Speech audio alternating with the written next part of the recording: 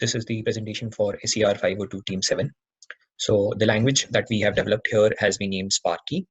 So the idea behind this was to develop a language that we could use to implement algorithms and encode complex solutions. Also, another thing that we wanted to exhibit through this language was the ability of, or the power of using declarative languages, which can be used in turn to implement imperative languages, and a compiler for imperative languages. So this is the flowchart that we have for a program that is running in our compiler. So we have a file which would have an extension of SPK, and then we have used Java to read the file read the file, and then we have used Java again to develop the lexer for us, which generates the stream of a list of tokens basically, which is given as an input to the parser, which has been developed in Prolog, and again the runtime environment has been developed in Prolog, which takes the input in the form of a parse tree and gives us the output. So here is the list of tools that we have used here in our compiler. So along with Java and SWI Prolog, we have made use of Maven and added JPL as a Maven dependency, which helps us in using the SWI Prolog along with Java. This is an example of a program that we have in our language, which you can see on the left, and then on the right side we have the parse tree that is generated. This is a graphical representation of our parse tree, and we can see that once that parse tree is evaluated, this is the result that we get. Let's talk about the grammar in our language. So we support 4 basic data types for our variables, that is Boolean, integer, float, and string.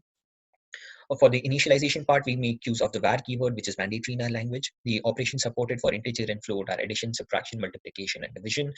We have made string concatenation possible in our language. The Boolean operations supported are and, or, and not. We also have taken precedence into consideration for each of them. And then we support a list of the conditional operators, which can be used together to form Boolean expressions along with the Boolean operators. We support the basic if construct. For the looping construct, we support for and while loops. For the for loops, we support 2 different kinds of for loops. One is the traditional for loop, which is similar to what we see in Java, and the other one is similar to what we see in Python. The data structure that we have implemented in our language is a list, which supports the following operations, that is pushing an element to the first place, pushing an element to the last place, and popping an element from the first place and popping an element from the last place, and also a function that helps us check if the list is empty or not. So this will help us implement both stack and queues in our language. And then we have a print statement, which helps us print any the value of a list or any identifier that we have in our language, or maybe any constant or any string. We also support ternary operators, which is represented by a question mark and a colon. And then we also support increment and decrement operators, which can not only be used in looping constructs, but they can also be used anywhere in the program. So this is a general overview of the language that we have and how the compiler works. Hi, I'm Parikshit. Today I'm going to talk about the lexers and the tokens and the parsers of the Sparky programming language. So the lexer basically takes a file as an input, it reads each line of the file, and then it generates tokens. So to read and generate token, we are using Java as the programming language. So the built-in programming tokenizer, that is the string tokenizer in the Java utils, will create the tokens for us. And there are a few validation checks so that these generated tokens are converted into the Prolog sortable format. That is, for some tokens, we need single quotes around them. So these things are handled in the token generation lexer part. So once these tokens are generated, they are stored as a list, and this list is sent by the Java code to the parser. Parser will further take it and process it. Let's take a look at the example. Here's an example where we have a hello world program. It prints just hello world in our programming language. This is the list of tokens which is generated, and it's comma separated list. Once this list of tokens are generated, we are sending it to the parser. Parser is basically built using the DCG version of the Prolog. Parser takes these list of tokens as inputs, and it validates all the list, and it generates parse tree. So this parse tree is then returned to the Java code, which again will send this parse tree back, and it is sent into the interpreter as the input. Let's take a look at the example for the parse tree. So, the same hello world program with the print statement will give a parse tree in this way. So here t underscore program is one node, t underscore block is another node, t underscore declaration list is another node, and so on. So this is the basic structure of our programming language. So each program will have a block, and a block is nothing but a begin keyword followed by a declaration section, followed by a command list section, followed by an end keyword. So let's look into the declaration section. So declaration can be a single line of declaration or multiple lines of declaration. So that part is handled in the first 2 lines of code. And we have the keyword var for the variable initialization. and we follow by identifier. This is the variable name which we give, followed by colon and equal to, that is the assignment operator of a programming language, and expression, that is whatever expression or the values that you can assign to the variable. We can also have a variable without any assignment, that is just declaring a variable. So just a keyword followed by the name of the variable. Also, we have list as a separate data set collection. So list can act as both push and pop, that is the stack and the queue. Let's look into the command section. The command section again has a single command or multiple commands, that is a list of commands. So what all things can be present in the command is, one is the display, that is the print statement. The other one is the assignment. So you can assign variables with values. Then we have the if condition check, that is if then else. Then we have for evaluation, the for loop and followed by while evaluation. While is again while loop. Then we have ternary operator, that is the question mark colon operator. Then we have three more, list push, list pop, and list is empty. These three operators are used for the list operations. So once the parse tree is generated, it needs to be sent into the interpreter. So how the interpreter takes the parse tree is this way. So whenever there is a t_program, there is the tree node, it takes that and it passes on the rest of the tree nodes into the block, and the block processes the declaration list, the command list, and in this manner. Hi team, this is Chandan from Team7, and I'm going to explain the runtime environment for our programming language. As Parikshit has already explained, the runtime environment takes the intermediate code, which is parse tree generated from the parser as an input, and we're using Prolog to evaluate our parse tree nodes. So let me walk you through the runtime of our program. So evaluate program is a predicate which takes t_program as the input node, and it gives us the final environment as the output of this predicate. So evaluate block in turn takes x as an input, and then takes empty list as the environment input and gives us the final environment. So eval block in turn calls evaluate declaration list and evaluate command list. That means our blocks of statements can have both declaration list and command list. So let me show you through few predicates. So for example, evaluate declaration R, if you see, it is taking t_id of x. So if you're initializing any variable without assigning any value, it's going to update to 0 in the environment. So similarly, if you do the same for a list, so it is going to update an empty list in the environment. So similarly, print evaluation, if you see, it is taking the display node and then evaluating the expression inside x, and then printing right a value we are using to print on the console. So similarly, we have written the runtime evaluation for if then else. So this is for true condition, this is for false condition, and runtime for command, while evaluation.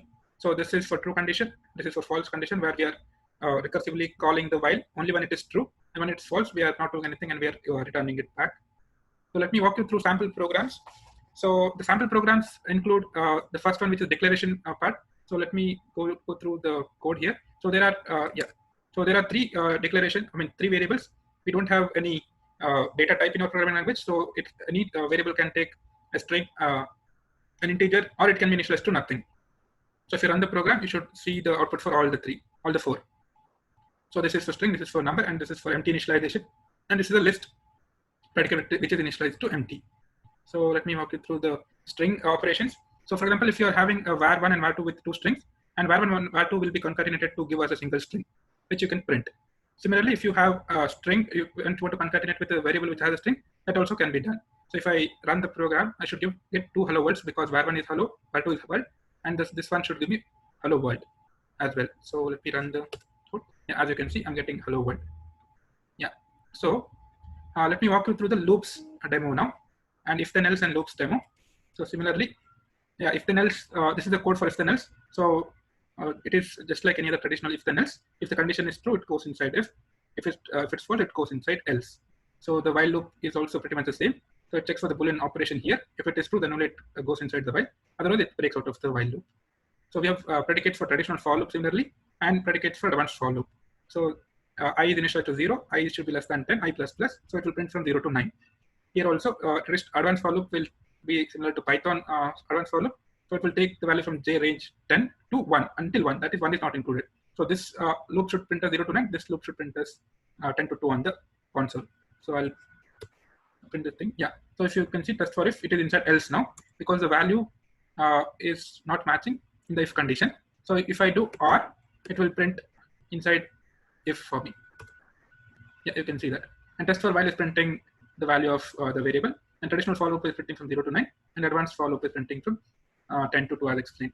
So the next part of the video will be demonstrated by Nagarjun, who will walk you through the Boolean and evaluation expression, and then I will be presenting the programs also, sample runs also for that. Thank you. I'll be explaining about Boolean evaluation logic. We have the following predicates for Boolean evaluation, wherein the first predicate will take two expression and has an AND keyword in between.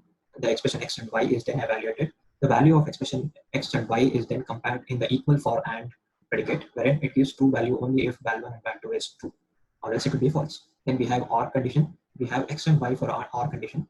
If the first predicate ensures that if the first x, that is the x expression, is true, then the result is true. The second predicate ensures that if the first one is false, it will evaluate the second one, and if second one evaluates it true, then a true value is returned. If x expression and y expression both are false, then a false value is returned.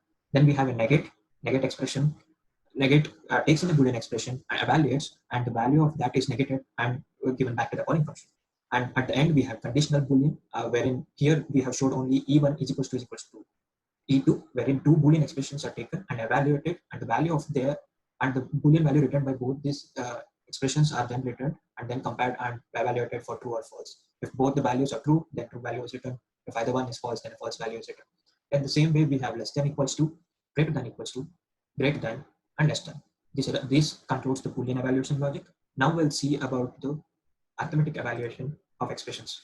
So we have predicates, we have addition predicate, we have eval expression predicate, wherein we have addition, subtraction, multiplication, division, and also the addition of two strings and ID evaluation, which is at the last predicate. So the first t_add parse tree node is taken in and compared, and the values of both x1, x and y are then evaluated. The values returned by x and y are added and returned back as a value. At the same way, x expression, y expression is evaluated, and if it is subtraction, the value is subtracted at the end and given returned back. The same occurs for multiplication and also division. At the end, we have string concatenation, wherein we evaluate x and also y, and if both x and y are an string variable, then the value is added, that is concatenated and returned back.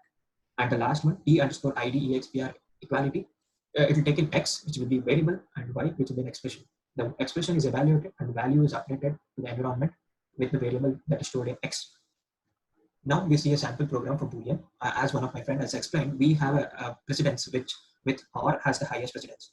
So we have OR in between. So we have two parts for our left hand side and right hand side. Here the left hand side, x not equals to y and t is equals to z, will evaluate to true, and the right hand part will evaluate to false. And the final result is true, and that will be the if condition will be explained here, will be printed out here. The false else part will not be executed, and the program is concluded there. Now we have expression evaluation, wherein we have two numbers, num1 and num2, and all sorts of mathematical expressions, mathematical operations are performed here. Num1 is added to num2, and the same way it's subtracted, multiplied, and divided, and the values of those is executed, and the values of those is printed out, and the string 1 and string 2 is concatenated, and the concatenated result is printed at the end. Now we'll see at the execution of this statement. So I have a path saved in the command saved in my system, so that I'll be executing that. This is expression evaluation program, which is executed, and we'll have the result as follows. Now we'll see the Boolean example that I presented, and the result is true, which we saw in the example. Now the next step is installation guide. As explained by teammates, we need two software to run our program, Prolog and Java. In order to improve our language and create a new version, we would require Maven build and deploy the new version. So Prolog installation steps is given here, that Prolog can be downloaded on the specified version, and also the path variable should be updated, and at the end we should check if the path variable is updated with the bin folder of Swiss Prolog. Now we come to the installation of Java. Java can be downloaded in the path specified, and also the Java home, it should be set in the environment variables, and Java home followed by bin should be appended to the path variable. Installation guide for Maven is given as such. It has a Maven download path where you can download, and a complete guide which is given in the second link. It can be installed. So now the execution steps. We should navigate the source folder in our system and go to the source folder, and we use the following command: mv and clean compile assembly single to create the jar. To execute, we have two types of execution: one with the default file, which is already present inside the program, and one with the path for a program which is external to the project. So the first command given here takes in a program argument, the C sample program.spk, and that will be executed.